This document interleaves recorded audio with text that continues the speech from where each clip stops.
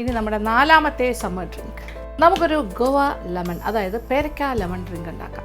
Goa lemon drink അഥവാ പേരക്ക drink. Goa അല്ലെങ്കിൽ പേരക്ക ക്രഷ് വാങ്ങാൻ കിട്ടും. അപ്പോൾ ഗോവ ക്രഷ് 1/2 കപ്പ്, വെള്ളം 2 കപ്പ്, നല്ല തണുത്ത വെള്ളമാണ് കൂടുതൽ നല്ലത്. പച്ചമുളക് ഒരെണ്ണം 2ആയി പിളർന്നത്, പുതിന 4-5 ഇലകൾ, ഐസ് ക്യൂബ്സ് ആവശ്യാനുസരണം, നാരങ്ങാ നീര് 1.5 ടേബിൾ സ്പൂൺ, കറുത്ത കഷ്കഷ് കുതിർത്തത് 4 മുതൽ 5 ടേബിൾ സ്പൂൺ.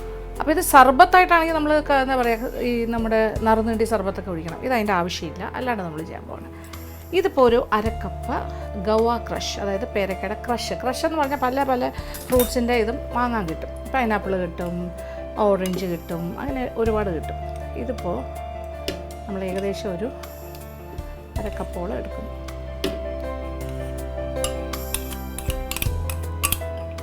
ഇതിനകത്തേക്ക് നാരങ്ങ നീര് ഒരു 1.5 ടേബിൾ സ്പൂൺ ഒഴിക്കും. പിന്നെ പുതിന 2-3 പുതിന ഇല ഇടാം. ഒരു പച്ചമുളകിന് 2ആയിട്ട് മുറിച്ചിട്ടിട്ടുണ്ട്. പിന്നെ ഒരു നുള്ള് ഉപ്പ്, ഒരുപാടൊന്നും വേണ്ട. ഇനി കുറച്ച് വെള്ളം, ഐസ് വാട്ടറാണ് ഏറ്റവും നല്ലത്.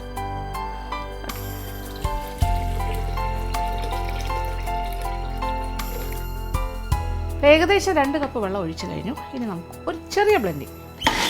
അതിന് പച്ചമുളകൊന്നും അരഞ്ഞ് ചേരണ്ട, ജസ്റ്റ് ഒന്ന് ക്രഷായാൽ മതി. അതിങ്ങനെ ചതഞ്ഞ് അതിനകത്തേക്ക് കിടന്നു. ഓക്കെ, ഇത്ര ആവശ്യം. സംഭവം റെഡി. അതുപോലെ ആ പുതിനയുടെ ഒരു ഗുഡ് ഫ്ലേവർ, ചെറിയൊരു എരിവും പുതിനയുടെ ഒരു ടേസ്റ്റും എല്ലാം കൂടി ചേർന്ന് വരും. കുറച്ച് ഐസ് ക്യൂബ്സൊക്കെ ആവശ്യം പോലെ ഇടുന്നത് നല്ലതാണ്. നല്ല നിറച്ചിട്ടിട്ട് അടിപൊളിയായി. ചങ്കി പീസസ് ആണ് എൻ്റെ കയ്യിൽ. ഓക്കെ,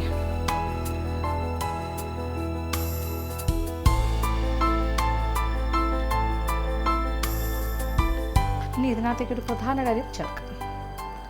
കറുത്ത കഷ്കഷ് വെള്ളത്തിൽ കുതിർത്തത്, അത് നമുക്ക് ഇഷ്ടത്തിന് ചേർക്കാം. ഞാൻ ധാരാളം അത് ഇഷ്ടപ്പെടുന്ന ആളായതുകൊണ്ട് ഞാനൊരു 3 ടേബിൾ സ്പൂൺ ചേർത്ത് കുതിർത്തത്. കറക്റ്റായിട്ട് ആ പച്ചമുളക് ഏറ്റവും മുകളിൽ വന്നിങ്ങനെ സ്വന്തമായിട്ടങ്ങ് നിന്നു. ഇതാണ് കളർ ആൻഡ് ബ്യൂട്ടി.